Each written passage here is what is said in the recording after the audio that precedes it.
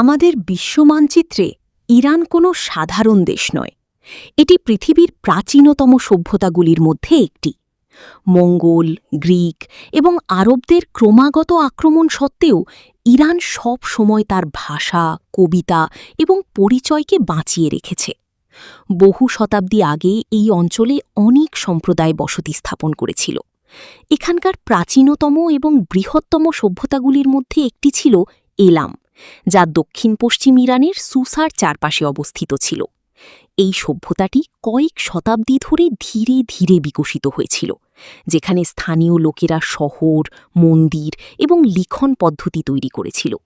প্রায় ২০০০ বছর ধরে এলাম প্রাচীন বিশ্বের একটি বড় শক্তি ছিল। কিন্তু ক্রমাগত আক্রমণ, বিশেষ করে অ্যাসিরিয়ানদের আক্রমণ, এটিকে ধ্বংস করে দেয় এবং তারপর একটি নতুন যুগের সূচনা হয়। এই নতুন যুগ শুরু হয়েছিল যখন ইন্দো ইরানীয় উপজাতিরা এই অঞ্চলে প্রবেশ করে বসতি স্থাপন করতে শুরু করে। এই গোষ্ঠীগুলির মধ্যে দুটি সবচেয়ে গুরুত্বপূর্ণ ছিল, মিডিস এবং পার্সিয়ান। মিডিস অবশ্যই প্রথম ইরানি রাজ্য তৈরি করেছিল, কিন্তু পার্সিয়ানরাই বিশ্বের ইতিহাসকে চিরতরে বদলে দিয়েছিল। তারপর ৫৫০ খ্রিস্টপূর্বাব্দে সাইরাস দ্য গ্রেট এই সমস্ত ইরানি উপজাতিদের একত্রিত করেন এবং বিশ্বের ইতিহাসের বৃহত্তম সাম্রাজ্যগুলির মধ্যে একটির ভিত্তি স্থাপন করেন। কিন্তু সাইরাস অন্যান্য বিজয়ীদের মতো ছিলেন না। তিনি নতুন করে কিছু তৈরি করার পরিবর্তে পুরনো জিনিসগুলিকেই উন্নত করার সিদ্ধান্ত নিয়েছিলেন। তিনি প্রায়শই স্থানীয় ঐতিহ্য, ধর্ম এবং রীতিনীতিগুলি চালিয়ে যাওয়ার অনুমতি দিয়েছিলেন। যখন তিনি ব্যাবিলন জয় করেন, তখন তিনি নির্বাসিত লোকেদের তাদের বাড়িতে ফিরে যেতে এবং তাদের মন্দিরগুলি পুনরায় তৈরি করার অনুমতিও দেন। এই নীতিটি সাইরাস সিলিন্ডারে চিরতরে লিপিবদ্ধ করা হয়েছিল, যা বিশ্বের প্রথম মানবাধিকার বিবৃতি হিসেবেও বিবেচিত হয়। সাইরাস এবং তার পরবর্তী শাসক, যেমন ডেরিয়াস ওয়ানের অধীনে আকিমেনিড সাম্রাজ্য বিশ্বের বৃহত্তম সাম্রাজ্যে পরিণত হয়েছিল। এটি মিশর থেকে ভারত পর্যন্ত বিস্তৃত ছিল। তারা রাস্তা তৈরি করেছিল, প্রদেশ তৈরি করেছিল, যাকে স্যাট্রাপিস বলা হতো, ট্যাক্সেশনকে মানসম্মত করেছিল এবং প্রশাসনের একটি উন্নত ব্যবস্থা তৈরি করেছিল। পার্সেপলিস পার্সিয়ান শক্তির প্রতীক হয়ে ওঠে। কিন্তু কোনো সাম্রাজ্যই চিরকাল থাকে না। ৩৩০ খ্রিস্টপূর্বাব্দে আলেকজান্ডার দ্য গ্রেট পার্সিয়া আক্রমণ করেন এবং মাত্র কয়েক বছরের মধ্যে আকিমেনিড সাম্রাজ্য ভেঙে পড়ে। পার্সেপলিস পুড়িয়ে দেওয়া হয় এবং আলেকজান্ডার নিজেকে পার্সিয়ার বাদশাহ ঘোষণা করেন। তার মৃত্যুর পর তার সাম্রাজ্যও ভেঙে পড়ে এবং পার্সিয়া একটি গ্রিক রাজবংশ সেলিউসিডসের নিয়ন্ত্রণে চলে যায়। গ্রিক সংস্কৃতি এখানে খুব দ্রুত ছড়িয়ে পড়েছিল, কিন্তু ইরানি পরিচয়কে তবুও মুছে ফেলা যায়নি। তারপর খ্রিস্টপূর্ব ৩য় শতাব্দী আসতে আসতে উত্তর পূর্বে একটি নতুন শক্তি আবির্ভূত হয়, যাদের পার্থিয়ান বলা হতো। মূলত তারা গ্রাম্য লোক ছিল, কিন্তু তারা এমন একটি শক্তিশালী সাম্রাজ্য তৈরি করেছিল যা ইরান এবং তারপর মেসোপটেমিয়াকেও নিয়ন্ত্রণ করেছিল। পার্থিয়ানরা বিশ্বের রোমের সবচেয়ে বড় পূর্বাঞ্চলীয় প্রতিদ্বন্দ্বী হয়ে ওঠে এবং পূর্ব থেকে পশ্চিমকে সংযুক্তকারী গুরুত্বপূর্ণ বাণিজ্য পথগুলি নিয়ন্ত্রণ করতে শুরু করে। তাদের সাম্রাজ্য প্রথম পার্সিয়ান সাম্রাজ্যের মতো কেন্দ্রীভূত ছিল না, কিন্তু তারা ইরানি ঐতিহ্য সংরক্ষণ করেছিল এবং এই অঞ্চলটিকে রাজনৈতিকভাবে শক্তিশালী করেছিল। তারপর ২২৪ খ্রিস্টাব্দে আরেকটি বড় রূপান্তর ঘটে, যখন আর্দাশির নামক একজন পার্সিয়ান ব্যক্তি পার্থিয়ানদের ক্ষমতাচ্যুত করে সাসানীয় সাম্রাজ্যের ভিত্তি স্থাপন করেন। সাসানীয়দের অধীনে ইরান আবার একটি শক্তিশালী এবং কেন্দ্রীভূত রাষ্ট্রে পরিণত হয়। জরাথুস্ট্রবাদকে সরকারি ধর্ম ঘোষণা করা হয় এবং পার্সিয়ান শিল্প, স্থাপত্য এবং পাণ্ডিত্য তার শীর্ষে পৌঁছে যায়। সাসানীয়রা শতাব্দী ধরে রোম এবং বাইজেন্টাইন সাম্রাজ্যের বিরুদ্ধে যুদ্ধ চালিয়েছিল এবং এই যুদ্ধগুলি ছিল অত্যন্ত দীর্ঘ এবং ভয়াবহ। ৭ম শতাব্দীর শুরু পর্যন্ত উভয় সাম্রাজ্যই খুব দুর্বল হয়ে পড়েছিল এবং এই মুহূর্তেই আরব থেকে মুসলিম সেনাবাহিনী বেরিয়ে এসে এখানে আক্রমণ করে। কাদিসিয়া এবং নাহাওয়ানদের যুদ্ধে পার্সিয়ানরা পরাজিত হয় এবং ৬৫১ খ্রিস্টাব্দে শেষ সাসানীয় রাজা ইয়াজদেগার্ড III নিহত হওয়ার পর পুরো সাম্রাজ্যের পতন ঘটে। ইরান ধীরে ধীরে ইসলামিক বিশ্বের অংশ হয়ে ওঠে এবং ইসলাম পুরো অঞ্চলে ছড়িয়ে পড়ে। কিন্তু এখানেও পার্সিয়ান পরিচয় শেষ হওয়ার বদলে গৃহীত হয়েছিল। পার্সিয়ান ভাষা একটি নতুন রূপে আরবি লিপিতে লেখা হতে শুরু করে। পার্সিয়ান পণ্ডিত, কবি এবং বিজ্ঞানীরা ইসলামিক স্বর্ণযুগের সবচেয়ে গুরুত্বপূর্ণ ব্যক্তিত্বে পরিণত হন। পরবর্তী কয়েক শতাব্দী ধরে ইরানকে বিভিন্ন রাজবংশ শাসন করেছিল, যার মধ্যে একটি সবচেয়ে গুরুত্বপূর্ণ ছিল সেলজুক সাম্রাজ্য, যা মধ্য এশিয়ার তুর্কি শাসকরা তৈরি করেছিল।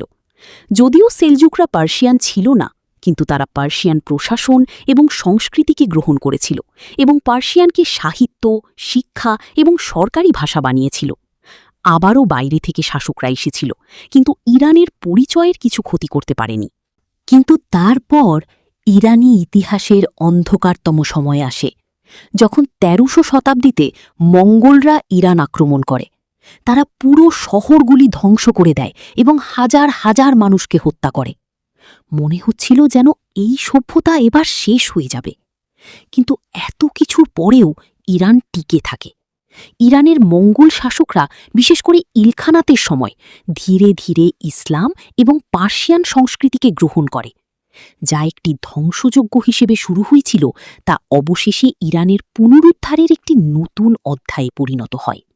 মধ্য এশিয়া থেকে আরেকটি মহান বিজয়ী তৈমুর আসেন, যার সামরিক অভিযান ছিল অত্যন্ত নিষ্ঠুর। কিন্তু এই তৈমুরিদ সময়কালও পার্সিয়ান সংস্কৃতির পুনরুজ্জীবনের একটি কারণ হয়ে ওঠে। সমরকন্দ এবং হেরাতের মতো শহরগুলি পার্সিয়ান সাহিত্য, বিজ্ঞান এবং শিল্পের কেন্দ্রে পরিণত হয়, এবং এই সমস্ত বিজয়ের পরেও পার্সিয়ান সভ্যতার কেউ কিছু করতে পারেনি। তারপর পুরো ইরানি ইতিহাসের সবচেয়ে গুরুত্বপূর্ণ মোড় আসে। ১৫০১ সালে ইসমাইল সাফাভিদ সাম্রাজ্যের ভিত্তি স্থাপন করেন এবং শিয়া ইসলামকে রাষ্ট্রের সরকারি ধর্ম ঘোষণা করেন। এই একটি সিদ্ধান্ত ইরানকে স্থায়ীভাবে বদলে দেয় এবং ইরান তার বেশিরভাগ সুন্নি প্রতিবেশীদের থেকে, বিশেষ করে অটোমান সাম্রাজ্য থেকে, সম্পূর্ণ আলাদা হয়ে যায়। পার্সিয়ান সংস্কৃতির কেন্দ্র হওয়া সত্ত্বেও ইরান এমন একটি শিয়া ধর্মীয় পরিচয়ের সাথে যুক্ত হয়েছিল, যা পরবর্তী কয়েক শতাব্দী ধরে তাকে সংজ্ঞায়িত করতে যাচ্ছিল। তারপর শাহ আব্বাস ওয়ানের অধীনে ইরান একটি বিশাল সাংস্কৃতিক এবং অর্থনৈতিক পুনরুজ্জীবনের মধ্য দিয়ে যায়। এই সময় ইস্পাহান বিশ্বের সবচেয়ে সুন্দর শহরগুলির মধ্যে একটিতে পরিণত হয়।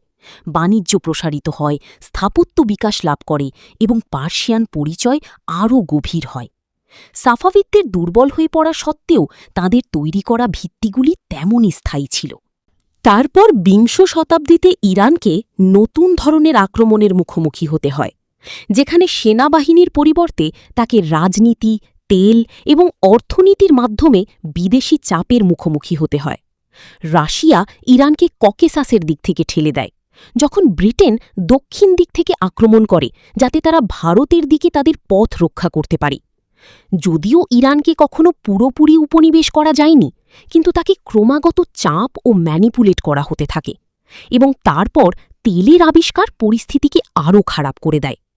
১৯০৬ সালে ইরানিরা বিদ্রোহ করে এবং শাহকে একটি সংবিধান ও সংসদ গ্রহণ করতে বাধ্য করে।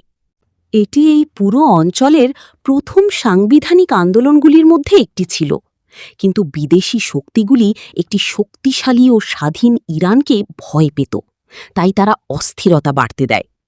১৯২৫ সালে রেজা শাহ ক্ষমতা গ্রহণ করেন এবং একটি আধুনিক রাষ্ট্র গড়ে তুলতে শুরু করেন। তিনি রেলপথ, স্কুল, বিশ্ববিদ্যালয় এবং একটি শক্তিশালী সেনাবাহিনী তৈরি করেন এবং ১৯৩৫ সালে আনুষ্ঠানিকভাবে এই দেশের নাম ইরান রাখেন। কিন্তু দ্বিতীয় বিশ্বযুদ্ধ আবারও সবকিছু বদলে দেয়, যখন ১৯৪১ সালে ব্রিটেন এবং সোভিয়েত ইউনিয়ন ইরান আক্রমণ করে এবং রেজা শাহকে সিংহাসন ছাড়তে বাধ্য করে। এরপর তার পুত্র মোহাম্মদ রেজা পাহলভিকে ইরানের নতুন শাহ ঘোষণা করা হয়।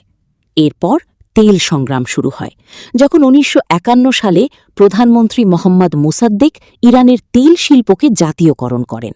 এতে ব্রিটেন ক্ষুব্ধ হয়। ১৯৫৩ সালে সিআইএ এবং ব্রিটিশ গোয়েন্দা সংস্থা যৌথভাবে অপারেশন আজাক্স সংগঠিত করে, মোসাদ্দেককে ক্ষমতাচ্যুত করে এবং শাহের ক্ষমতা পুনরুদ্ধার করে। এই একটি ঘটনা আধুনিক ইরানের রাজনীতিকে চিরতরে বদলে দেয়। শাহ আমেরিকান সমর্থনে একটি শক্তিশালী রাষ্ট্র শাসন করেন, অর্থনীতিকে আধুনিকও করেন। কিন্তু একই সাথে বৈষম্য, দমন এবং পশ্চিমের উপর নির্ভরতা মানুষের মনে তার বিরুদ্ধে প্রচণ্ড ক্ষোভ তৈরি করে। এই ক্ষোভ ১৯৭৯ সালে এমন পর্যায়ে পৌঁছায় যে লক্ষ লক্ষ ইরানিরা আয়াতুল্লাহ খোমেনির নেতৃত্বে বিপ্লবে যোগ দেয়। এই রাজতন্ত্র ভেঙে পড়ে এবং একটি ইসলামিক প্রজাতন্ত্রের ভিত্তি স্থাপন করা হয়। এই নতুন নেতৃত্ব পশ্চিম এবং বিশেষ করে আমেরিকাকে এমন একটি শক্তি হিসাবে দেখেছিল যা শতাব্দী ধরে ইরানের রাজনীতিতে হস্তক্ষেপ করেছিল। তেহরানে মার্কিন দূতাবাস দখল করা হয় এবং সম্পর্ক সম্পূর্ণ খারাপ হয়ে যায়।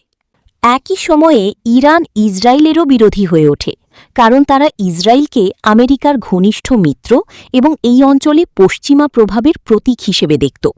সেই সময় থেকে আজ পর্যন্ত ইরান মধ্যপ্রাচ্যের একটি প্রধান শক্তি হিসেবে রয়েছে। এটি ইরাকের সাথে একটি রক্তাক্ত ৮ বছরের যুদ্ধ লড়েছে, আমেরিকান প্রভাবকে প্রতিরোধ করেছে এবং পারমাণবিক চুক্তিসহ অনেক কূটনীতিক পর্যায়ের মধ্য দিয়ে গেছে। কিন্তু আমেরিকার সাথে যে উত্তেজনা ছিল তা কখনো স্থায়ীভাবে শেষ হয়নি এবং আজ এই উত্তেজনা তার সবচেয়ে বিপজ্জনক পর্যায়ে পৌঁছেছে।